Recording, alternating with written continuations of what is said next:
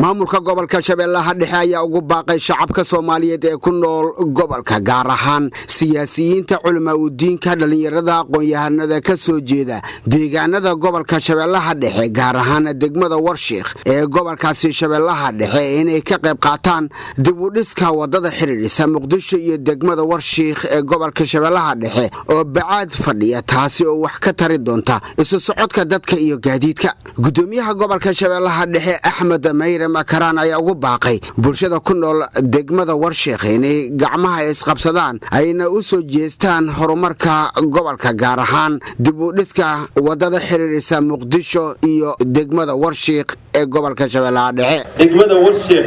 iyo degmooyinka ka dambeeyo waxaana dadkeena ganacsatada oo degmadan Warshiikh markaan ka soo qaadno u dhashay oo hantida leh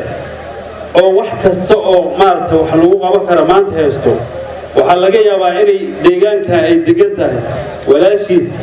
ama hooyadiis inay degan tahay laga yaabaa haday xanuunsatana wadada aragna la marsiihayo ayagana waxay garalaayihiin inay deegaanka ay ka soo jeedeen inta u soo noqdaan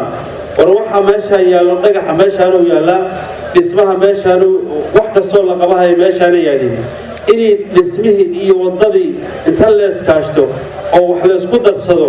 oo fikir iyo xoolo iyo maskax la isku darsado inaan wax qabsano ayaa laana waxaan ku qabsan karnaa muddo gaaban iyo sanad iyo 2 sano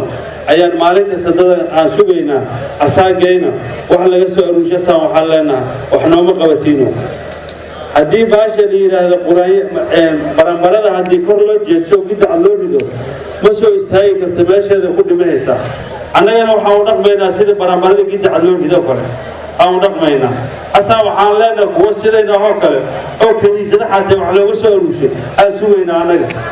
guddoomiyihii hore ee degmada Wadajir Axmed Xasan Cadow Axmed Daaci oo ka mid ah siyaasiyiinta Soomaaliyeed ayaa ugu baaqay siyaasiyiinta odayaasha waxgaradka ku nool gobolka Shabeellaha Dhexe gaar ahaan shacabka ku nool degmada Warshiikh inay ka shaqeeyaan horumarka degmada gaar ahaan dhinacyada ammaanka degmada Warshiikh iyo deegaanada hoos yimaada waxaan kaloo idin leeyahay Warshiikh jidkan laba dhibo lagu qabaa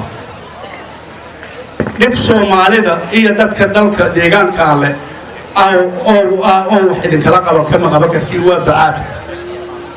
laakiin dib kala jira meediinta laga baran jiray isbaarar iyo burcada joogto nimayahu wala maqli karo maydi culimadaas digaartay dhaleen intay jira ma gara karo marka raagaceel iyo Warshiikh wala soo xareysan jira waxaana laga yaabaa in faralaalaab lagu maro mudada amba marmadadka lagu galo warbacaadka dadka Soomaaliyeed amba hawiyaha amba abgaalka ayagu kala dhaxay bacaadka inay wax ka qabtaan laakiin idinka tuugada waad xalxaad ka qaban kartid in igaar 4 kilo qoys iyo 5 kilo qoys 6 kilo qoys qadaa illa dilawa sharcigu qabo si dadkaasu u nastaan ma maqli karno Axmed Mayre Makaraan ma joogo may maqla gudoomiyaha degmada Raagaceel may maqla halka xilka loo dhibo shiidka la yiraahdo may maqla warmayaho waxaas lama qaadan karo gudoomiyaha degmada Warshiikh ee gobolka Shabeellaha Dhexe Axmed Xuseen Axmed Shiidka ayaa ballan qaaday inuu wax ka qabanayo arrimaha ammaanka degmada Warshiikh